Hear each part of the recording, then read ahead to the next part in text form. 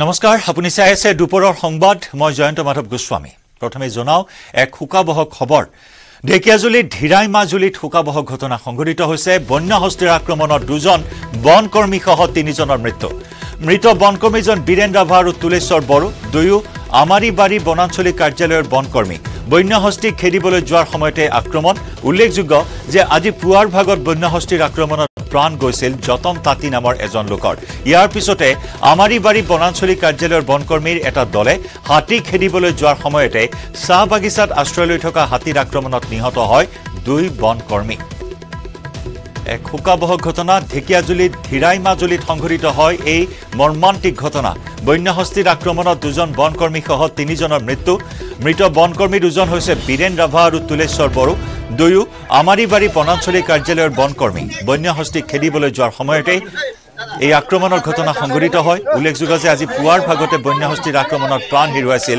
যতন তাঁতী নামৰ এজন লোকে ইয়াৰ পিছতে বন বিভাগৰ এটা বৃহৎ দল উপস্থিত হৈ হাতী খেদিবলৈ নামি পৰিছিল আমাৰিবাৰী বনাঞ্চলিক কাৰ্যালয়ৰ বনকৰ্মীৰ এটা দলে হাতী খেদিবলৈ যোৱাৰ সময়তে চাহ বাগিচাত অৱস্থান কৰি থকা হাতীৰ আক্ৰমণত নিহত হয় দুই বনকৰ্মী এই সমগ্ৰ ঘটনাক কেন্দ্ৰ কৰি সমগ্ৰ অঞ্চলটোতে এতিয়া শোকৰ ছাঁ পৰিছে হাতী মানুহৰ সংঘাতৰ এক ভয়ানক পৰিণাম এয়া ঢেকিয়াজুলিত ধীৰাই মাজুলীত সংঘটিত হৈছে দুই বনকৰ্মী হাতী খেদিবলৈ যোৱাত হাতীৰ আক্ৰমণত প্ৰাণ হেৰুৱাইছে পুৱাৰ ভাগত যতন তাঁতী নামৰ এজনে প্ৰাণ হেৰুৱাইছিল হাতীৰ আক্ৰমণত আৰু তাৰ পাছতে সমগ্ৰ অঞ্চলটোতে তীব্ৰ আতংক বিৰাজ কৰিছিল হাতীৰ সন্ত্ৰস্ত হৈ পৰিছিল অঞ্চলটোৰ ৰাইজ আৰু যাৰ বাবে বন বিভাগৰ লোক তাত উপস্থিত হৈছিল বনকৰ্মীয়ে হাতী খেদিবলৈ ওলাই আহিছিল কিন্তু তেনে সময়তে ঘটিল আন এক ভয়ংকৰ অঘটন হাতীৰ আক্ৰমণত প্ৰাণ হেৰুৱালে দুজনকৈ বনকৰ্মীয়ে য'ত বনকৰ্মীয়ে সুৰক্ষিত নহয় তেতিয়াহ'লে ৰাইজৰ নিৰাপত্তা ক'ত এই এটা গুৰুত্বপূৰ্ণ প্ৰশ্ন হাতী মানুহৰ সংঘাত এনেদৰে দিনক দিনে অঞ্চলটোত বৃদ্ধি পাইছে আৰু তাৰ ভয়ংকৰ পৰিণাম আজি এয়া দেখিবলৈ পোৱা হ'ল ধীৰাই মাজুলীত জনাঞ্চলত প্ৰৱেশ কৰা হাতীৰ আক্ৰমণত বনকৰ্মী সহ তিনিজনে প্ৰাণ হেৰুৱালে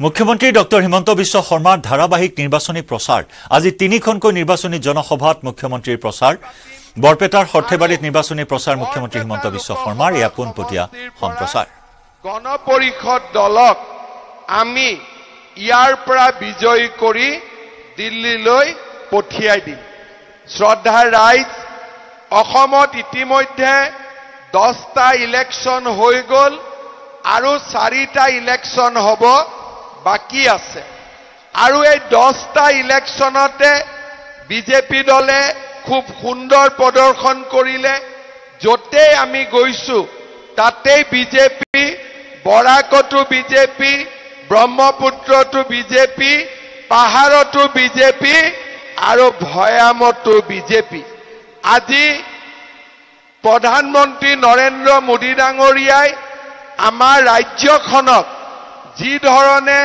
সহায় সহযোগিতা কৰিলে যোৱা 10 বছৰে তাৰ কৃতজ্ঞতা হিচাপে এইবাৰ অসমৰ ৰাইজে হিয়া উজাৰি নৰেন্দ্ৰ মোদী ডাঙৰীয়াক ভোট দিছে আমি যদি 2014 চনলৈ উভতি যাওঁ তেতিয়াহ'লে আমি দেখা পাওঁ যে আমাৰ ৰাজ্যৰ পৰিৱেশ কি আছিল আৰু 2024 চনত আমি যেতিয়া অসমখনক চাব চেষ্টা কৰো তেতিয়া আমি দেখা পাওঁ যে আমাৰ ৰাজ্যত কিমান পৰিৱৰ্তন আহিল 2014 চনৰ আগতে বড়োলেণ্ডত বড়ো আন্দোলন আছিলে কাৰ্বি আলঙত কাৰ্বি আন্দোলন আছিলে ডিমা হাছাওত ডিমা হাছা আন্দোলন আছিলে চাহ বাগিচাত আদিবাসী আন্দোলন আছিলে আৰু আমাৰ ৰাজ্যখনত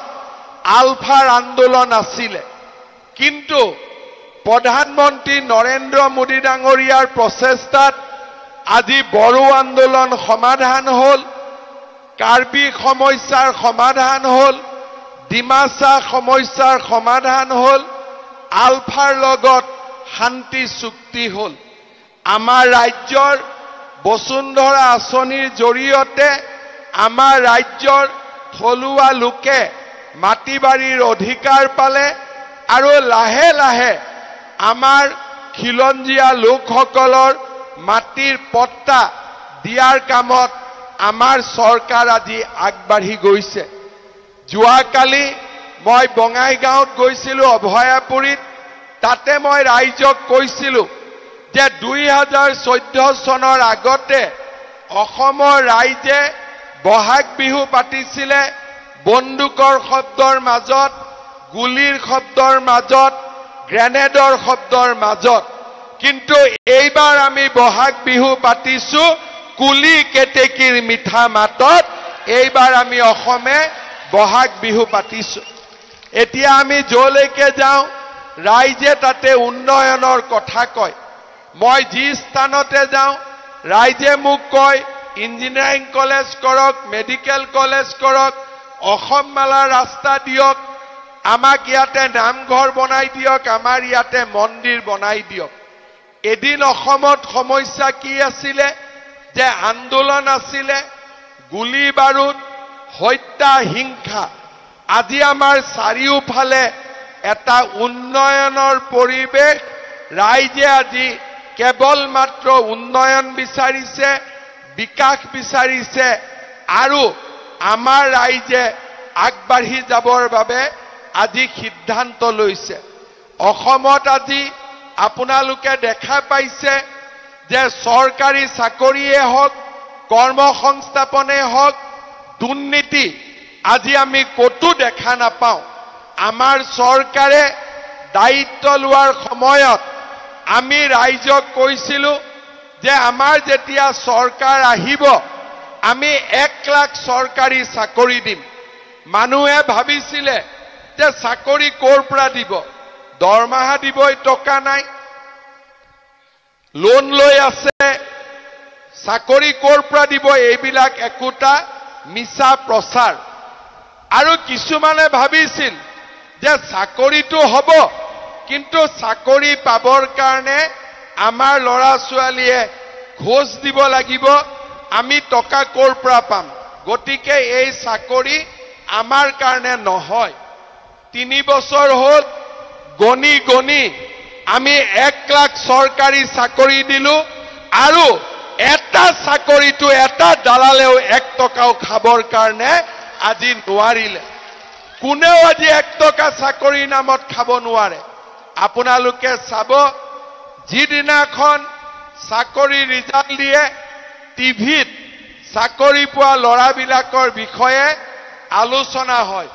কোনে চাকৰি পায়? ৰিক্সা চালকৰ ল'ৰা, ঠেলা চালকৰ ল'ৰা, খেতিয়কৰ ল'ৰা, গাঁৱৰ দুখীয়া মানুহৰ ল'ৰা। এতিয়া আৰু অসমত চৰকাৰী চাকৰিত কোনো মানুহে এটকাও ঘোষ দিব নালাগে, তেনেকুৱা ব্যৱস্থা আজি আমি কৰিব পাৰিলোঁ। শ্ৰদ্ধাৰ ৰাইজ, 1 লাখ চাকৰি দিয়া হৈ গ'ল। এইবাৰ আমি সিদ্ধান্ত লৈছোঁ যে এই বছৰৰ ভিতৰতে আমি আৰু 50,000 নতুন চৰকাৰী চাকৰি দিম। 50,000 নতুন আমি চৰকাৰী চাকৰি দিম। এতিয়া মই আৰু এটা কথা চিন্তা কৰিছোঁ, যেতিয়া চাকৰি ৰিজাল্ট দিয়ে তেতিয়া আমি দেখা পাওঁ যে এখন ঘৰতে কেতিয়াবা 2-3টা ল'ৰাই চাকৰি পায় আৰু কিছুমান মানুহৰ ঘৰত এটাও চাকৰি নাই, হয়নে নহয়? কিছুমানৰ ঘৰত 2-3জনে চাকৰি পায়, কিছুমানৰ ঘৰত এজন ল'ৰাইও চাকৰি নাপায়। সেইকাৰণে এইবাৰ আমি কি সিদ্ধান্ত লৈছোঁ যে যাৰ ঘৰত এটাও চৰকাৰী চাকৰি নাই তেনেকুৱা ল'ৰা ছোৱালীক আমি পৰীক্ষাত 10 নম্বৰ এক্সট্ৰা কৰি দিম, যাতে সকলোৰে ঘৰত এটা চৰকাৰী চাকৰি হ'ব পাৰে। ধৰি ললো মোৰ ঘৰত 3টা চৰকাৰী চাকৰি আছে, মই পৰীক্ষাত 50 নম্বৰ পাইছোঁ। ধৰি ললো মোৰ ঘৰত এটাও চাকৰি নাই, ময়ো 50 নম্বৰ পাইছোঁ। চাকৰি নোপোৱা ল'ৰাটোৰ নম্বৰৰ লগত 10 নম্বৰ যোগ হৈ যাব আৰু এটাও চাকৰি নাথাকা ঘৰত চৰকাৰী চাকৰি পোৱা আৰম্ভ হ'ব।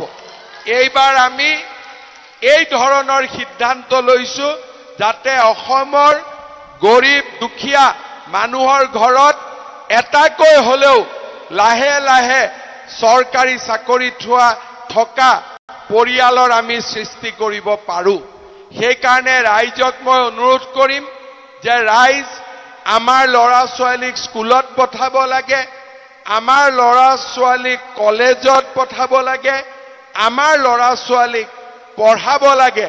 কাৰণ এতিয়া আমাৰ অসমত পঢ়িলে চাকৰি হয়, শিক্ষা লাভ কৰিলে চাকৰি হয়, দালালক টকা দিলে আৰু অসমত চাকৰি নহয়। শ্ৰদ্ধা ৰাইজ, মেট্ৰিক পৰীক্ষাৰ ৰিজাল্ট দিলে সৰ্থেবাৰী বৰপেটাৰ পৰা বহুত ল'ৰা ছোৱালী মেট্ৰিকত পাছ কৰিছে। মই বিচাৰো 1 লাখ চাকৰি হৈ গ'ল, 50,000 চাকৰি এই বছৰ আৰু হ'ব। জাগিৰোডত সেমি কণ্ডাক্টৰ উদ্যোগ আহিছে, লাহে লাহে আৰু ইণ্ডাষ্ট্ৰী অসমত আহিব। আমাক পঢ়া শুনা কৰা ল'ৰা ছোৱালীৰ বহুত প্ৰয়োজন হ'ব।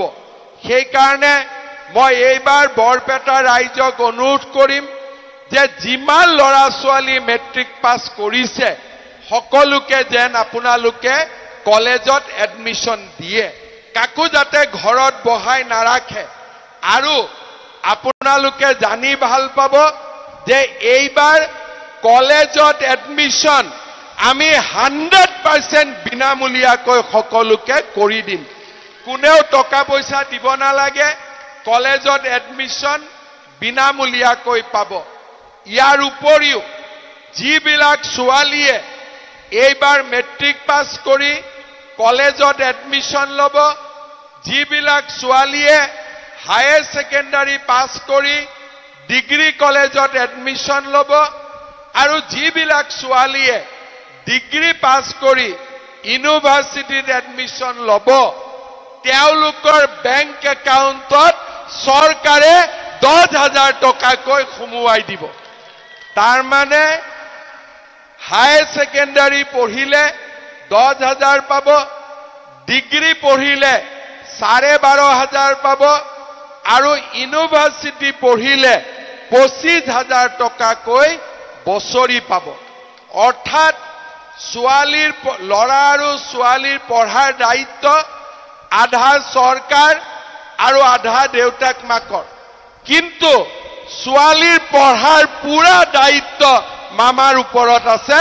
ছোৱালীৰ পঢ়াৰ দায়িত্ব সম্পূৰ্ণৰূপে আমাৰ চৰকাৰে আপোনালোকক চাই দিব। শ্ৰদ্ধা ৰাইজ, আপোনালোকে জানে যে আমাৰ চৰকাৰে কংগ্ৰেছ চৰকাৰৰ দিনত আঁচনি আছিলে কি? ধুতি, লুঙি, সূতা। আমাৰ কংগ্ৰেছ চৰকাৰৰ দিনত কি কৰিছ তহঁতি? বোলে ধুতি বিলাইছো। বোলে তহঁতি কি কাম কৰিলি? বোলে লুঙি বিলালো। তহঁতি কি কাম কৰিলি? বোলে আমি সূতা বিলালো। আমাৰ চৰকাৰে ধুতি, লুঙি, সূতা এইবিলাক বিতৰণৰ কাম আমি কৰা নাই। আমি কি কৰিলো? অৰুণোদয় আঁচনি আনিলো। যেতিয়া অৰুণোদয় আনিলো তেতিয়া কংগ্ৰেছে ক'লে যে কেনেকে দিব অৰুণোদয়? তেতিয়া আমি ক'লো চিন্তা কৰিব নালাগে, মোদীজীয়ে বেংক একাউণ্ট কৰি দিছে, আমি বেংকত টকা পঠাই দিম। কংগ্ৰেছে ক'লে অসম্ভৱ, হ'বই নোৱাৰে। আমি ক'লো নহয়, অসম্ভৱ যদিও হয় তাক আমি সম্ভৱ কৰি দেখুৱাম। আজি অসমৰ 30 লাখ মহিলাই মাহত 1250 টকাৰ অৰুণোদয় আঁচনি লাভ কৰে। এতিয়া মই য'তে যাওঁ মহিলাবিলাকে কি কয় যে বাবা আমি অৰুণোদয় পোৱা নাই, হয়নে? কোনে কোনে অৰুণোদয় পোৱা নাই? হাত ডাঙৰ। পোৱা নাই? পোৱা নাই? আপোনালোকেও পোৱা নাই? ঠিক আছে। অলপ নোপোৱাবিলাকৰ মনটোত বেয়া লাগে নহয়, যেতিয়া পোৱাবিলাকে টকাটো পায়। বেয়া লাগে না? ঠিক আছে। কোনে কোনে পাই আছে অৰুণোদয়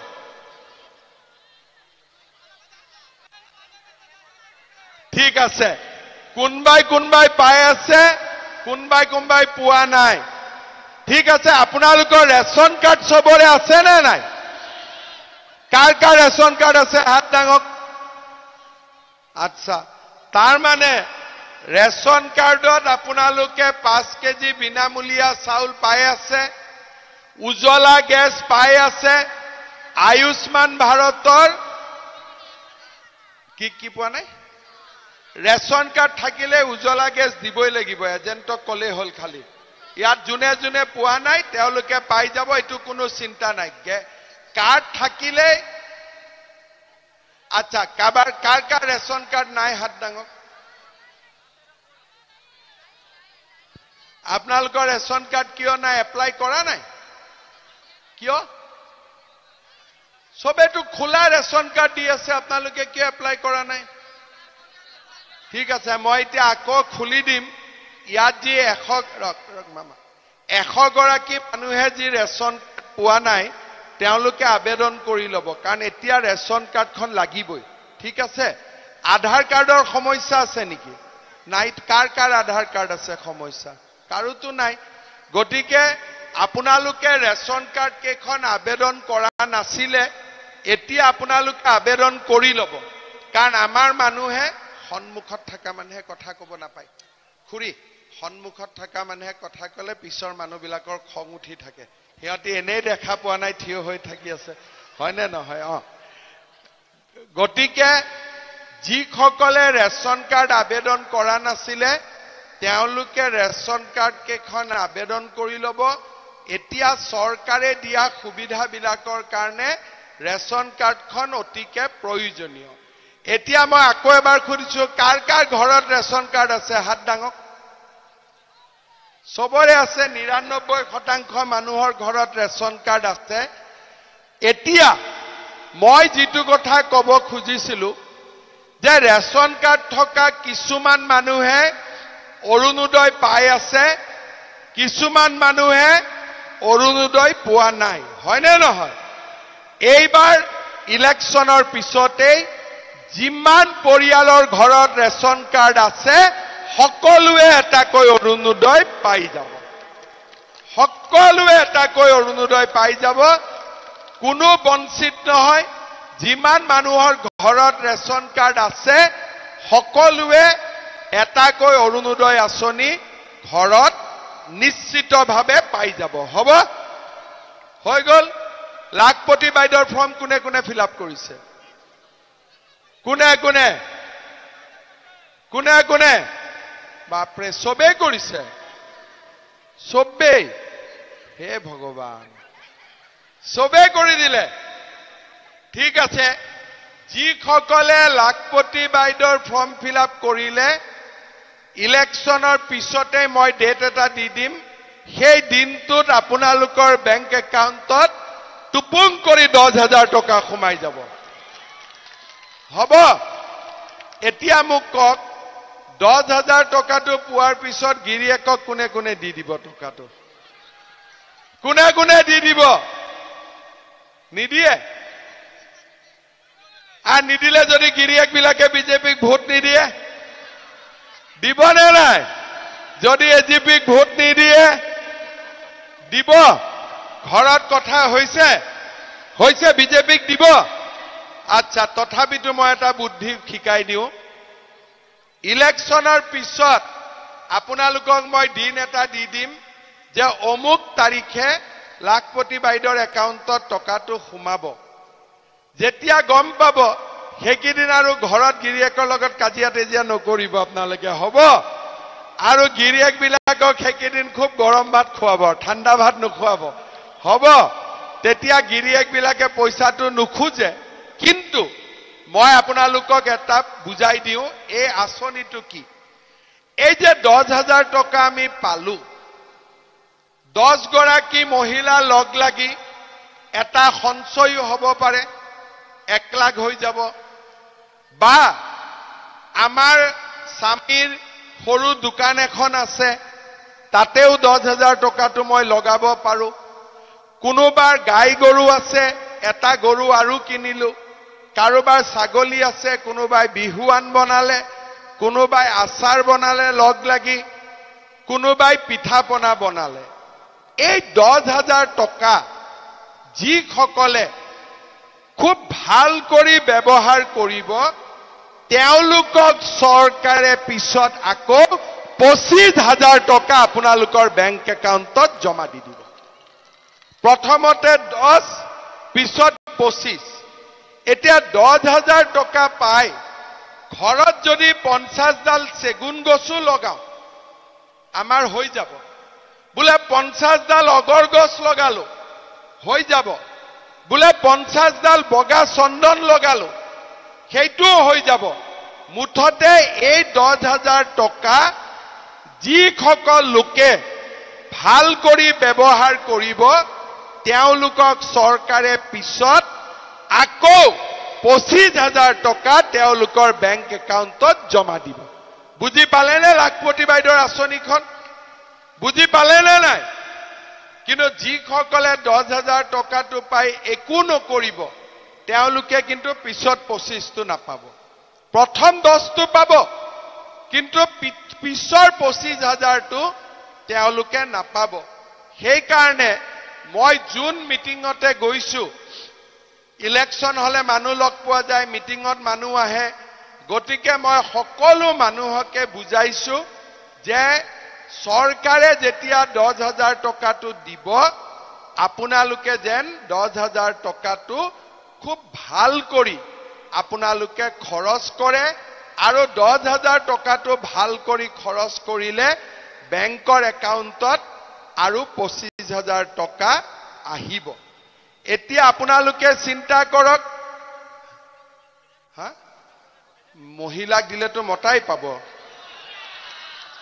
মতা মানুহক পইচা দিলে খৰচ হৈ যায় হোটেলত চাহ খাওঁতে পৰঠা খাওঁতে মহিলাক টকা দিলে 100 টকাৰ 100 টকাই ঘৰত আহে হয় নে নহয় এতিয়া যদি চলি মানুহৰ পকেটত টকা দিও বাইক চলাব লাগিব বাইকৰ পিছত কাবাক উঠাব লাগিব সমস্যা বহুত হয় নে নহয় কিন্তু মহিলাক টকাটো দিলে মহিলাই টকাটো সদায় ঘৰৰ কামত খৰচ কৰিব লৰা মানুহক মই পইচা দি চাইছিলো আগতে মোবাইল কিনিলো হয় নে গতিকে লৰা মানুহে চাকৰিৰ কাৰণে চেষ্টা কৰা ভাল যেহেতু চাকৰি ওলাই আছে আৰু এটা আঁচনি আছে সেইটো হল আত্মনিৰ্ভৰ অসম আঁচনি লৰা মানুহৰ কাৰণে লৰা আৰু ডেকা ছোৱালীৰ কাৰণে তাতে কি হ'ব আমি এপ্লিকেশন কৰিছে 2 লাখ লৰা ছোৱালীয়ে আমি লৰা ছোৱালীক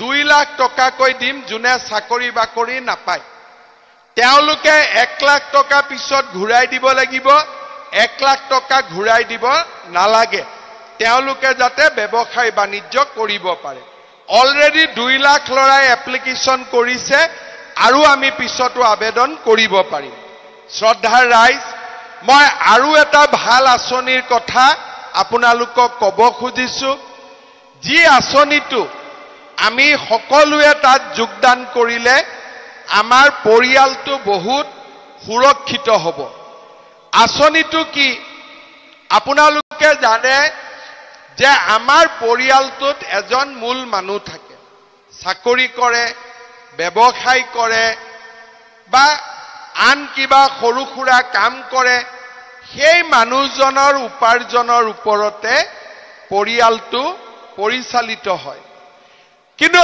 এই মূল মানুহজন যদি কিবা কাৰণত বেমাৰত পৰে কিবা কাৰণত ভগৱানে নকৰক যদি মৃত্যু মুখত পৰে তেতিয়া পৰিয়ালটো চলা ৰাস্তা বন্ধ হৈ যায় আৰু মানুহজনে যদি কিবা ধাৰ লৈ থৈছিলে মানুহজনৰ মৃত্যুৰ পিছত বিধৱা ঘৈণীয়েকজনীক আহি ধৰুৱাবিলাকে ক'ব যে তেওঁ ধাৰ লৈছিলে মোক ধাৰটো ঘূৰাই দিয়ক ক'ৰ পৰা ধাৰ ঘূৰাই দিব ঘৰততো পইচাও নাই মাটি বাৰী বিক্ৰী কৰিব লাগে জমা ভাঙিব লাগে অসুখতটো গলেই সেই কাৰণে এইবাৰ আমি কি চিন্তা কৰিছো যে পৰিয়ালৰ যিজন মুৰব্বী ব্যক্তি সেই মুৰব্বী ব্যক্তিজনক আমি এটা চৰকাৰী খৰচত স্বাস্থ্য বীমা আৰু জীৱন বীমা কৰাই দিম।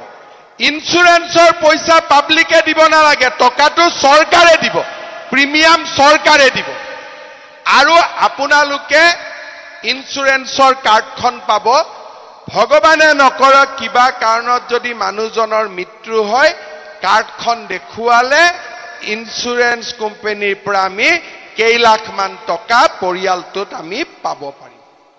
আপোনালোকে চিন্তা কৰক যে আজি ছোৱালীক পঢ়ুৱাৰ পৰা, অৰুণোদয় আঁচনিৰ পৰা, লাখপতি বাইদেউৰ পৰা, চৰকাৰী চাকৰিৰ পৰা, আনকি পৰিয়ালটোৰ মুৰব্বী মানুহজনক জীৱন বীমা কৰাই দিয়ালৈকে, য'ত নেকি প্ৰিমিয়াম পাব্লিকে নিদিয়ে চৰকাৰে দিব, আমাৰ মাত্ৰ নামটো থাকিব, ইমানবিলাক কাম আজি আমাৰ মোদী চৰকাৰে ৰাইজৰ কাৰণে কৰি কৰি গৈ আছে।